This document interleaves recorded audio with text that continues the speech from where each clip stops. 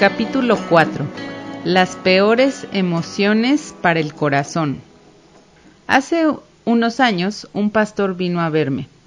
Carl tomaba 3 medicamentos para la presión arterial que no hacían mucho por regular su hipertensión.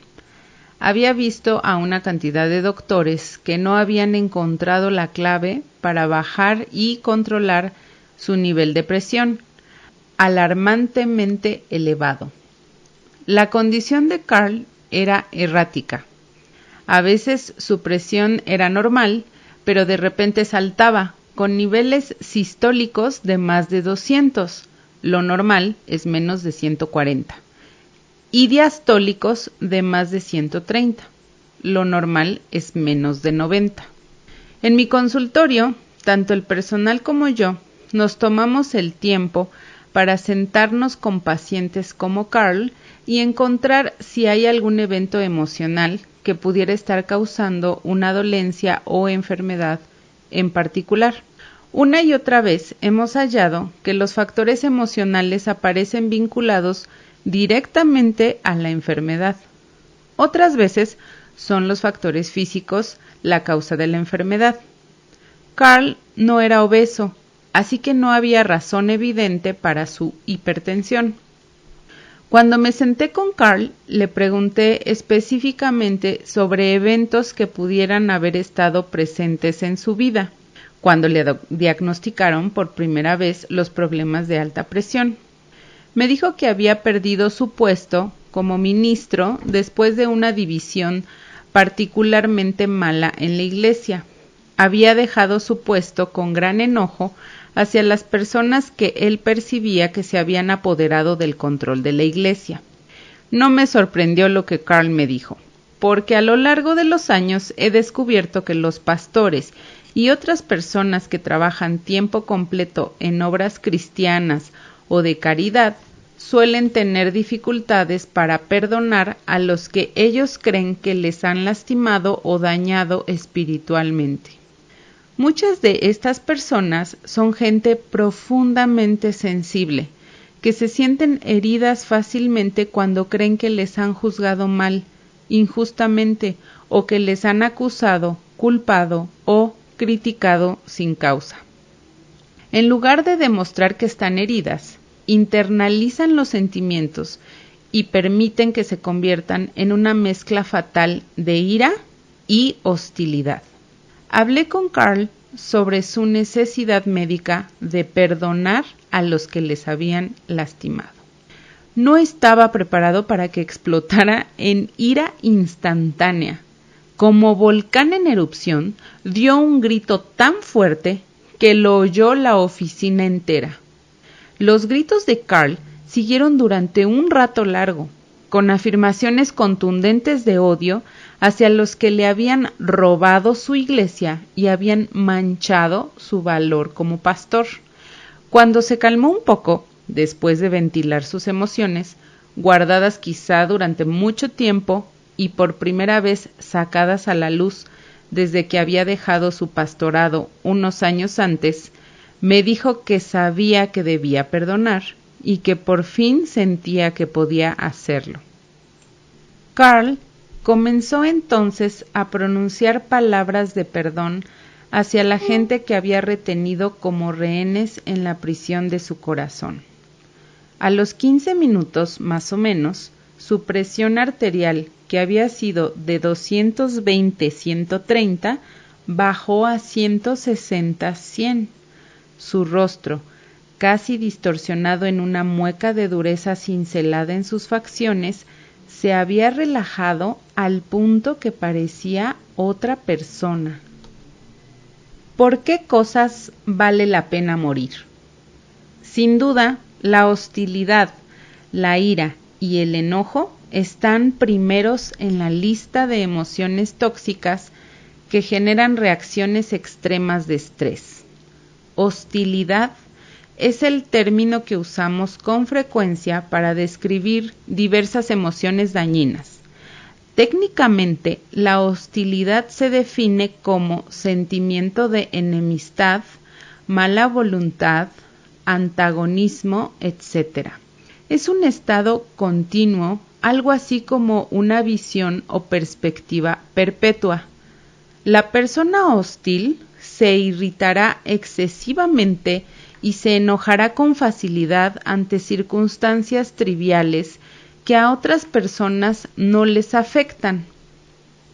El cardiólogo Robert Elliott ha descrito a la persona hostil como quien reacciona a alta temperatura, quemando $1 de energía por cada centavo de molestia o estrés.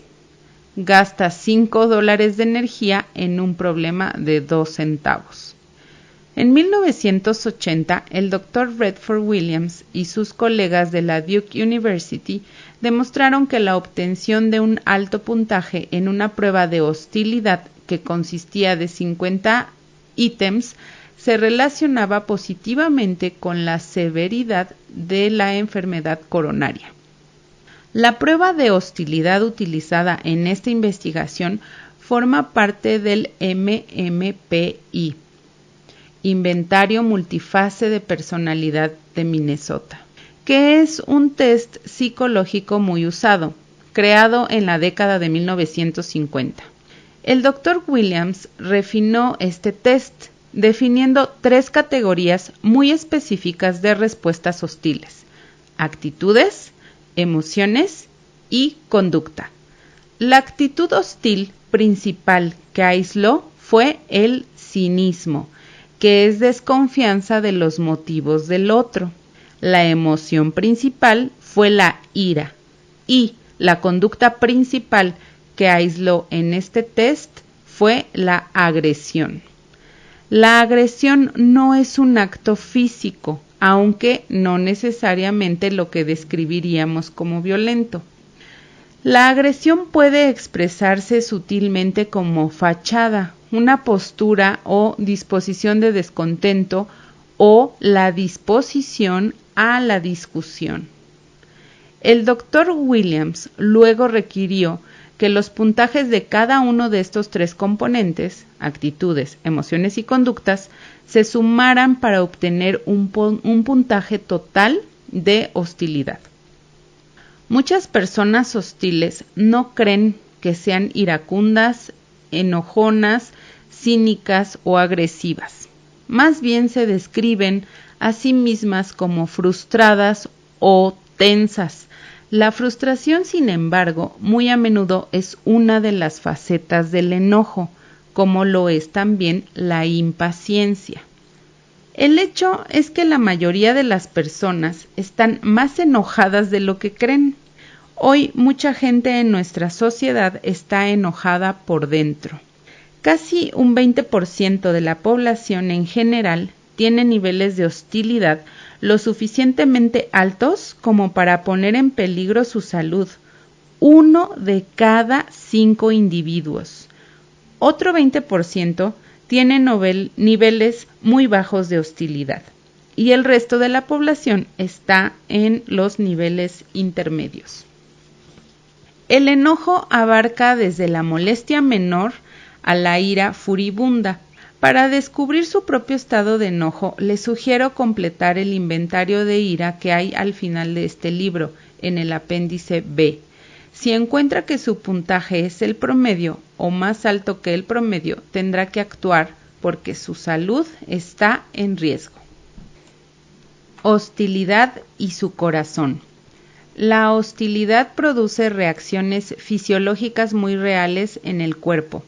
Las personas hostiles liberan más adrenalina y norepinefrina en su sangre que las personas no hostiles. En términos generales, estas hormonas elevan la presión sanguínea, haciendo que se contraigan los vasos sanguíneos y aumente el ritmo cardíaco. Las personas enojadas también tienen niveles elevados de cortisol. Como vimos en un capítulo anterior, los niveles altos de cortisol hacen que el cuerpo retenga sodio, sal, lo cual agrava el problema de presión sanguínea. El cortisol alto también eleva los triglicéridos y el colesterol y hace que las plaquetas sean más pegajosas, todo lo cual predispone a la persona a una enfermedad cardíaca. Con el tiempo, si la hostilidad se vuelve parte de la identidad emocional de la persona, el problema de presión sanguínea se hace más permanente. La guerra, una de las experiencias humanas más estresantes, puede causar gran liberación de hormonas del estrés. Las autopsias de soldados muertos durante las guerras de Corea y Vietnam revelaron que el 75% de estas personas ya habían desarrollado alguna forma de ateroesclerosis a la edad de 25 años o menos. Si estos jóvenes hubieran vivido la zona de guerra emocional interna que habían pasado, podría haberles causado tanto daño en sus sistemas cardiovasculares como lo hizo la guerra física en la que habían peleado. El daño de la alta presión sanguínea. Permítame darle un curso simple y corto sobre por qué la alta presión sanguínea es tan dañina. Las arterias coronarias que proveen de sangre al corazón son probablemente las que más estrés sufren en nuestro cuerpo. Cada vez que el corazón late, estas arterias se aplastan, como sucede con una manguera de bomberos cuando no se utiliza. Luego, un chorro de sangre las infla al máximo. Este efecto de achatamiento y llenado se da más de 100,000 veces al día en 24 horas. Las hormonas de la reacción ante el estrés afectan principalmente la cubierta de las arterias, que se llama endotelio. Esta cubierta está conformada por una única capa de células endoteliales, y se parece a la cubierta interior de una manguera de jardín. Es una capa resistente, pero que puede dañarse si se ejerce demasiada presión sobre la pared del vaso sanguíneo. Cuando sucede esto, los glóbulos blancos, el colesterol y las plaquetas acuden al lugar para reparar el daño. Este parche de remiendo crea lo que llamamos placa aterosclerótica. Como las arterias coronarias proveen de sangre al corazón, que nunca descansa, son las que suelen mostrar más placa.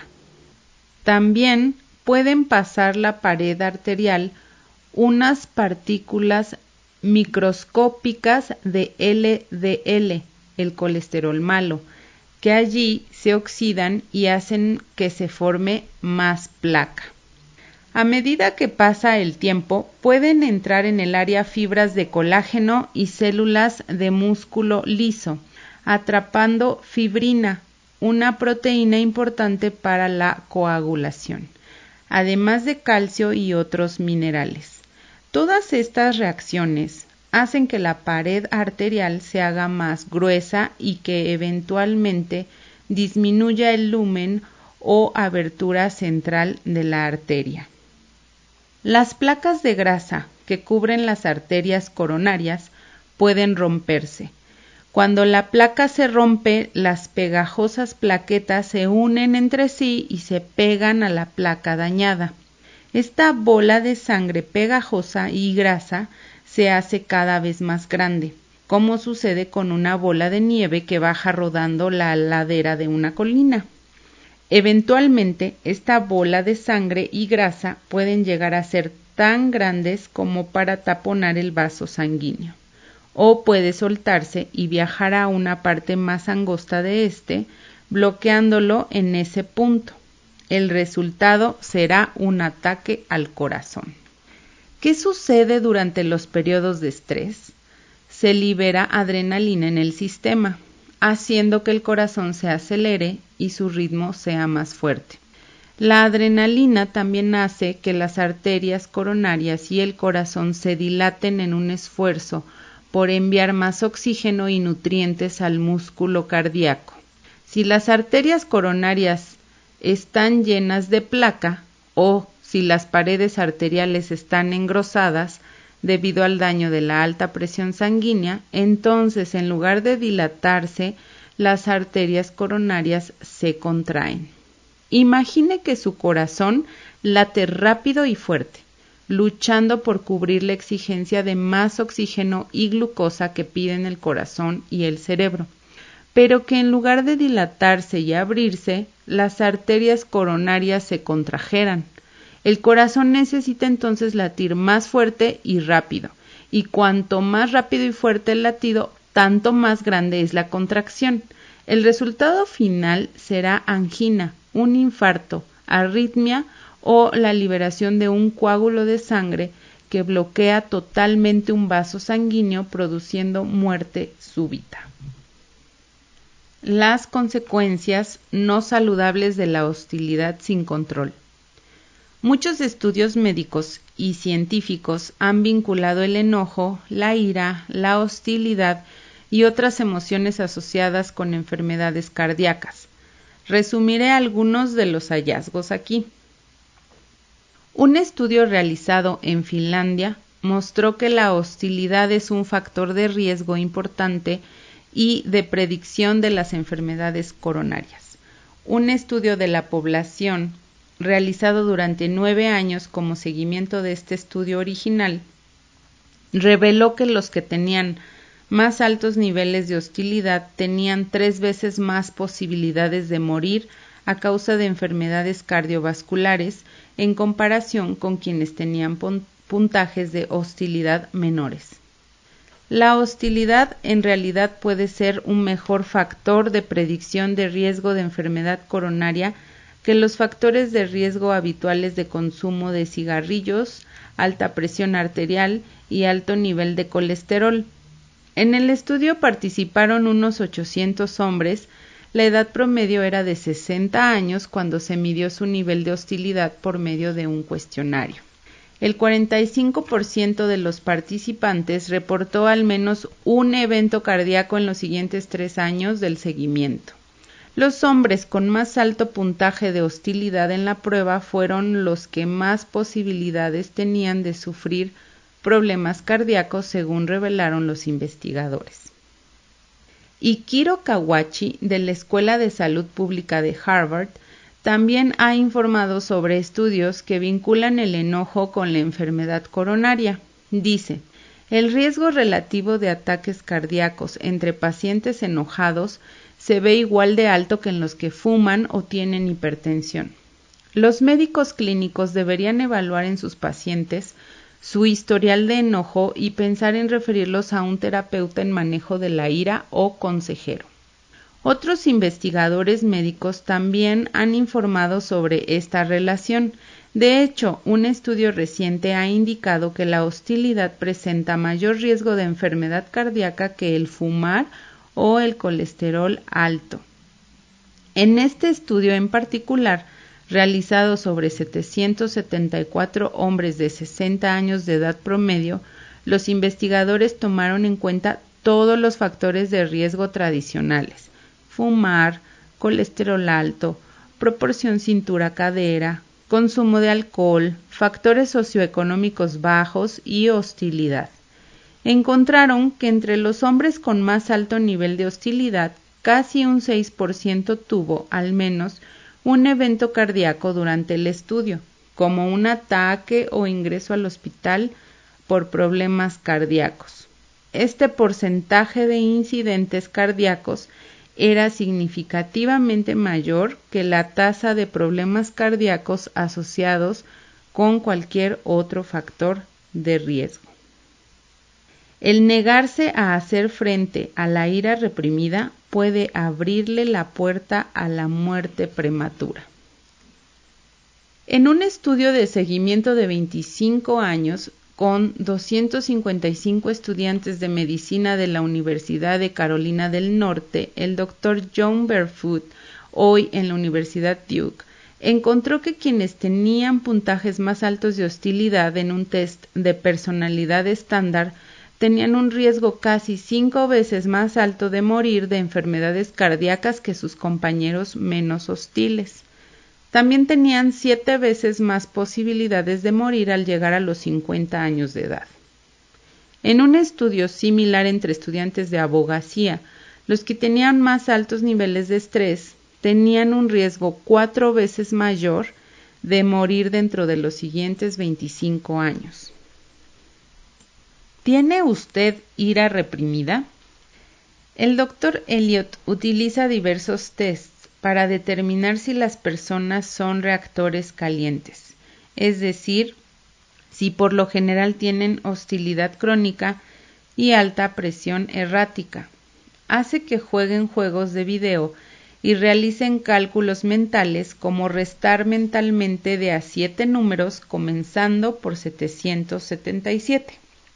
También hace que tomen parte en un test de presión fría, que implica poner las manos en agua helada durante 7 segundos. Si la presión sanguínea sube dramáticamente durante estas pruebas, hay muchas probabilidades de que la persona sea un reactor caliente. En mi consultorio he descubierto que la mayoría de las personas que tienen hostilidad reprimida lo saben dentro de sí, pero lo llaman con distintos nombres, fusible corto o mal genio, por ejemplo. Otros me dicen que están altamente motivados y que por eso son muy impacientes. El estado de frustración constante es en realidad una forma sutil de hostilidad arraigada en la ira hacia los demás, hacia situaciones y circunstancias. Y hay otros que me dicen que cada tanto pierden el control, pero que se enfrían tan rápidamente como han entrado en ebullición.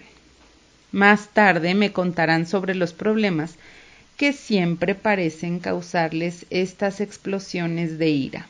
A menudo son eventos similares o reiterados con las mismas características. Eso es hostilidad. Su hostilidad tiende a volver a una instancia o serie de instancias ocurridas en el pasado, a veces muchos años antes, o incluso durante su infancia. Las personas hostiles internalizan o entierran su enojo, crean un ambiente de olla de presión en su interior como lo hizo Carl.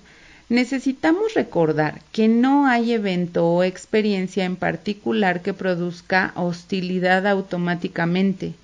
Carl, por ejemplo, puede haber sido la única persona que salió de la situación de crisis en la iglesia con un sentimiento de hostilidad. Para otras personas, ese evento puede haber traído alivio o alegría. Es nuevamente cuestión de percepción, creencia e internalización. ¿Es usted una olla a presión? Diversos estudios han demostrado que las personas con alto nivel de hostilidad suelen exhibir dos tipos principales de conductas. Número 1. Conducta demasiado indulgente. Los que tienen más altos niveles de hostilidad suelen comer, beber o fumar demasiado. También suelen tener altos niveles de colesterol. En otras palabras, no es nada más que su hostilidad les hace más propensos a una enfermedad cardíaca, sino que además les impulsa conductas que contribuyen como factores a que sufran este tipo de enfermedades. Es un arma de doble filo. La persona hostil que recurre a la nicotina para calmarse, a la comida como consuelo o al alcohol para relajarse es una persona que no está enfrentando en verdad la emoción tóxica de raíz. Solamente complica las consecuencias relacionadas con la emoción tóxica. Número 2. Conducta de personalidad tipo A. Hace unos 50 años, los cardiólogos Meyer Friedman y Ray Rosenman de San Francisco acuñaron la frase personalidad tipo A en nuestro vocabulario. Caracterizaron a la persona de tipo A como impaciente, extremadamente competitiva, siempre apurada y crónicamente enojada y hostil. También la describieron como altamente agresiva, ambiciosa y trabajadora, fácilmente irritada por demoras e interrupciones. Muchas veces les cuesta relajarse sin sentir culpa, suelen terminar las oraciones de otras personas, interrumpiéndolas y se frustran con facilidad. La gente con este tipo de personalidad suele hacer sonar la bocina de su auto y echar humo cuando está atascada en el tráfico. Les ladran a los vendedores lentos en las tiendas y sienten que tienen que hacer 2 o 3 cosas a la vez, multitareas, como hablar por teléfono mientras se afeitan o conducen. El Dr. Friedman se describió a sí mismo como de tipo A, con un infarto cardíaco a temprana edad. Después de relacionar su tipo de personalidad con su roce con la muerte, el Dr. Friedman modificó su actitud y estilo de vida. Murió a los 90 años en abril del 2001. Cuando tenía 86 años, todavía dirigía el Instituto Meyer Friedman de la Universidad de California en San Francisco. Friedman y Rosenman en realidad descubrieron la conducta de tipo A por accidente, cuando vieron que las sillas de su sala de espera necesitaban nuevos tapizados mucho antes de lo que habían anticipado.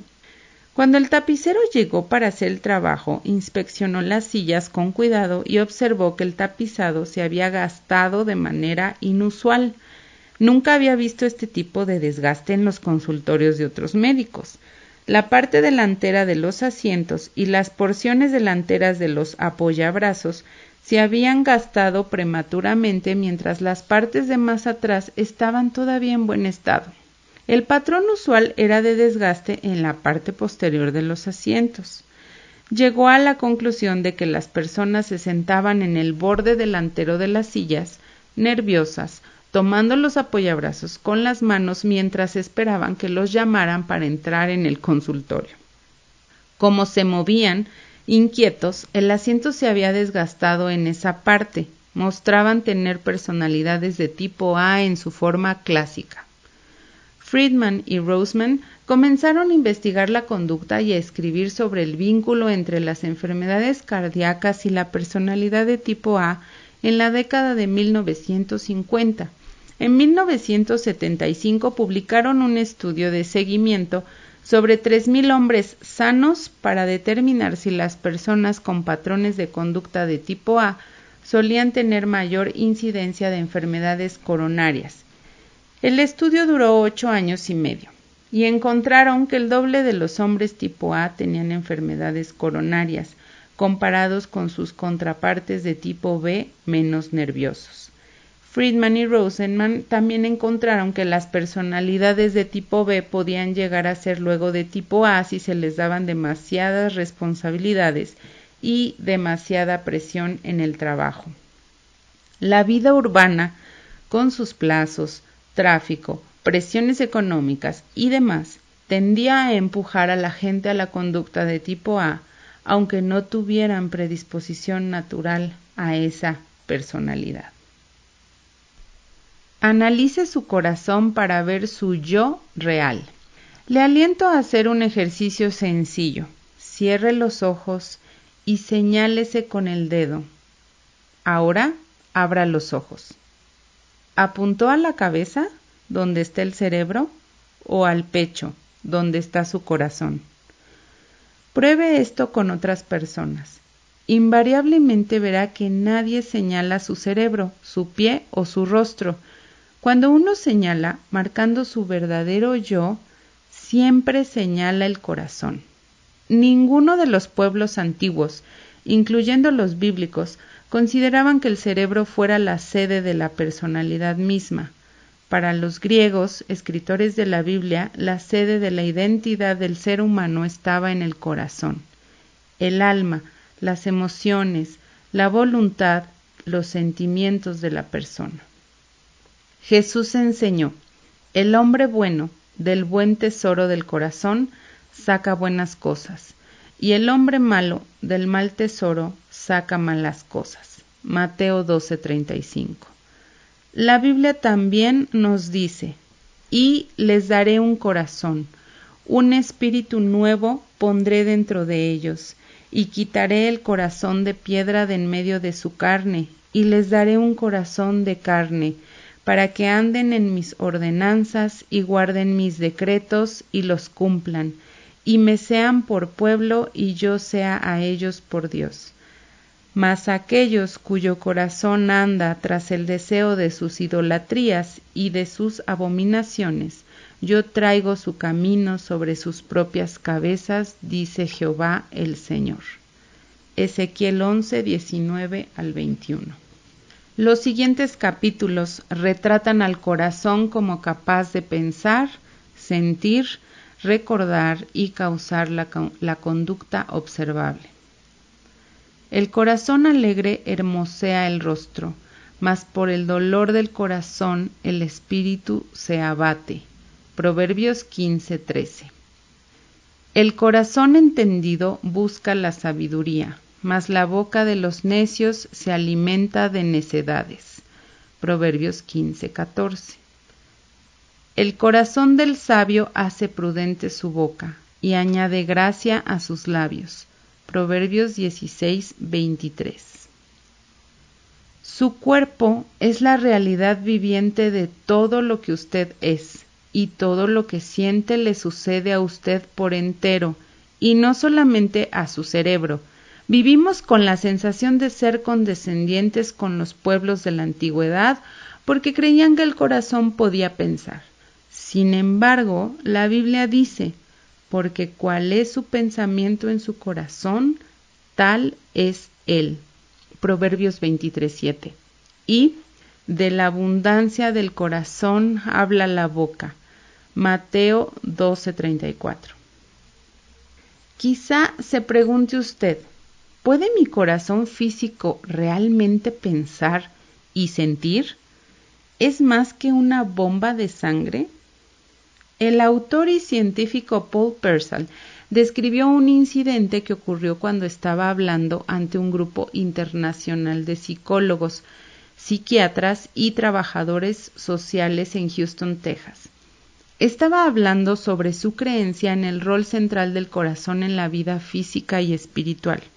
Una médica se acercó al micrófono para contar su historia sollozando. Esto es lo que le contó al Dr. Pearsall y a los que estaban presentes en el auditorio. Tengo una paciente, una niñita de 8 años, que recibió el corazón de una niña de 10 años que había sido asesinada. Su madre me la trajo cuando comenzó a gritar por las noches, porque soñaba con el hombre que había matado a su donante. Dijo que su hija sabe quién fue el asesino. Después de varias sesiones, no podía yo negar la realidad de lo que esta niña me decía. Finalmente su madre y yo decidimos llamar a la policía y utilizando las descripciones de la niña, encontraron al asesino. Con la evidencia de mi paciente se le sentenció sin problemas. La hora, el arma, el lugar, la ropa que llevaba, lo que la niñita le había dicho antes de que la matara, todo lo que la pequeña receptora del corazón trasplantado informó era exacto. El corazón humano, el corazón espiritual. Hace miles de años, la Biblia advirtió que el pecado, como la ira y la hostilidad implacables, endurecen al corazón humano.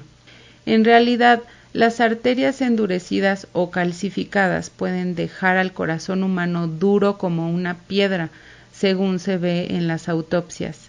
Dureza de corazón no es nada más que un eufemismo para la tosudez o la actitud rígida. Es un estado físico del corazón que resulta de la ateroesclerosis severa. Quienes sufren de esta dolencia por lo general sufren angina de pecho, que es dolor de pecho con agotamiento físico. El corazón endurecido por años de dolor emocional y los resultados devastadores a causa de las hormonas del estrés dan lugar a un corazón que siente dolor físico. Puede ser que el dolor que se sufre durante un infarto agudo de miocardio o alguna otra enfermedad cardíaca sea consecuencia del dolor reprimido por pecados ocultos, ira no perdonada o reprimida, abandono que no ha sanado u otras emociones tóxicas. Puede ser, sí, que el corazón emocional y espiritualmente dolido finalmente revele su angustia en los vasos sanguíneos y tejidos del corazón físico. Puede ser que el corazón físico humano sea meramente un reflejo de lo que está pasando con el corazón espiritual. Creo que sí. Muy a menudo creemos que la realidad física determina la realidad oculta del alma, la mente y las emociones, Pero la Biblia nos habla en efecto del proceso exactamente opuesto. La realidad oculta de nuestras almas, mentes y emociones es lo que determina la realidad física que percibimos con nuestros sentidos. Independientemente de lo que venga primero, respuesta física o emocional, ambas funcionan juntas. Lo físico, lo emocional y lo espiritual están ligados de maneras que recién hoy estamos comenzando a explorar y a entender.